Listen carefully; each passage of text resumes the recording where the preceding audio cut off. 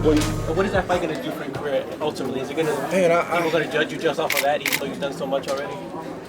It's tough to say. I mean, you hope everybody looks at your full body of work, but people got short memories. So I'm just trying to solidify my spot at the top of the pound for pound rankings, and I'm trying to solidify a Hall of Fame career. Those are my personal goals. I want to be a Hall of Famer one day, and I want to be a multi-divisional champion, and I want to see my name not number 2, but God willing, number 1, pound for pound one day, where there's no questions, no arguments. It's number 1. Do you think if you can get back in the ring in, say, 3 or 4 months, that you can get in the groove that you really want to be in, make up for some of the lost time? I think that's accurate, yep. Definitely. And how much more do you think you'll be improved if we saw you in June or July versus I think it'd be, just a lot smoother. I just think offensively and defensively. I think certain things I wanted to do today that maybe I didn't do, those things we'll pull them off. Like making a guy miss and then counter that, or maybe finishing them when we get them hurt like we did today. I don't think anyone's asked you this, as I haven't heard them yet, but how did it feel to fight a light heavyweight? It felt pretty good. Yeah? It felt pretty good. Any differences you could tell us? I've always done well against, bigger guys, but I don't know how it looked in terms of how much bigger he looked, but I felt like I looked, plenty big in there. I was like 186 pounds tonight or something like that. And I wasn't trying to blow up, it's just what it was.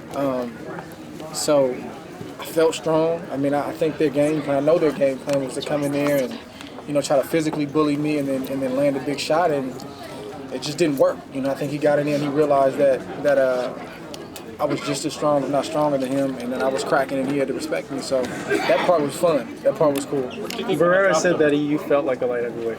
Really? Yeah. So they just squeezed in a compliment somewhere in there.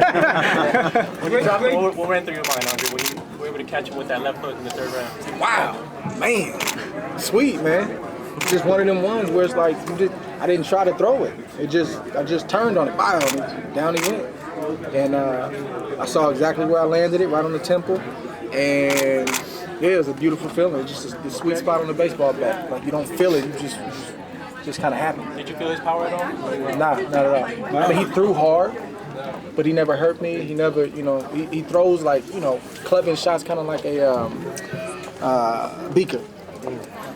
He's like a clubber, but it's nothing ever buzzed me, nothing ever had me unstable on my feet, nothing like that. Who's the hardest guy that ever hit you or the power that you've done? Man, we gotta talk about that when I retire. I gotta ask, being in the movie Creed, what an amazing experience it's been for all the other actors that I've spoken. How was it for you? Oh man, I loved it. Like, I'm waiting for those residuals to kick in.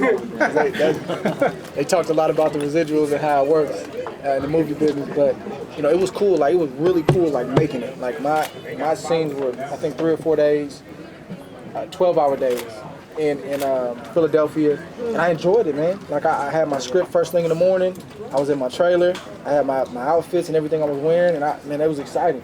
And I'm going back to my room at the end of the night, icing my shoulder, taking Epsom salt baths. I'm like, man, this is crazy. This is acting, but it's 12 straight hours. It's real deal. So I couldn't imagine somebody like Michael B, who this dude has 6 months of filming, like scene after. That's why they get paid the big bucks. You said he got knocked out during one of the scenes for real. Yeah, I'm trying to figure that out. Like, did that really happen? That's what they said. Yeah. Man. That he was actually knocked out. Now, Barrera said post-fight in his interview that your speed was what surprised him the most. You think that's what people are going to be surprised with you at light heavyweight? I think it's going to be a little bit of everything. I think the speed for sure.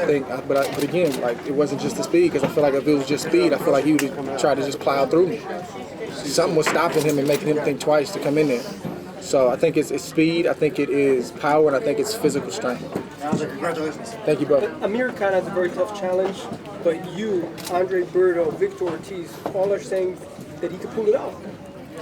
I mean, it's not going to be an easy fight for either guy. But this is what we say we want him by. I see a lot of people ripping Amir, but he's got the guts to take the challenge. He's chasing this. And whether he wins or loses, he took the risk. So, man, I take my hat off to the kid. And him winning this fight is by no means out of the question. And Amir's a lot bigger than what people realize. I can attest to that.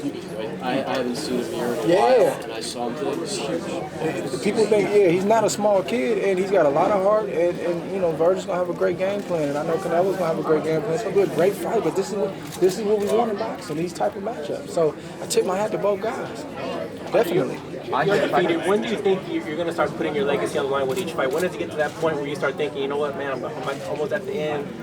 Every fight's counting even more. Well, I know this. I know I'm on the back stretch of my career. That's the reality of it. Now, how long that stretch is, I don't know. 5 years, 3 years, I don't know. But, you know, I feel like the first stretch was, you know, building my way up to a title, and then it's consummated with the Super 6, and then, you know, the middle was kind of rocky with the last couple of years, and then consistency, and now I'm on the back stretch. I mean, like I said, I'm over 10 years. I turned pro in December 2004. So I've been in this a while. So I'm on the back stretch right now, and I want to make every opportunity count. And I want to close out strong. You said 40. That's the limit. No more. You're not gonna hit 40 and not want to fight. It's anything 40 and below. Or is there a specific number that? I don't have a specific number, but I definitely don't want to be 40 in a boxing. I just don't like. This it's hard enough being young and being in shape and, you know, having your reflexes. But you got to realize a guy like Bernard started late.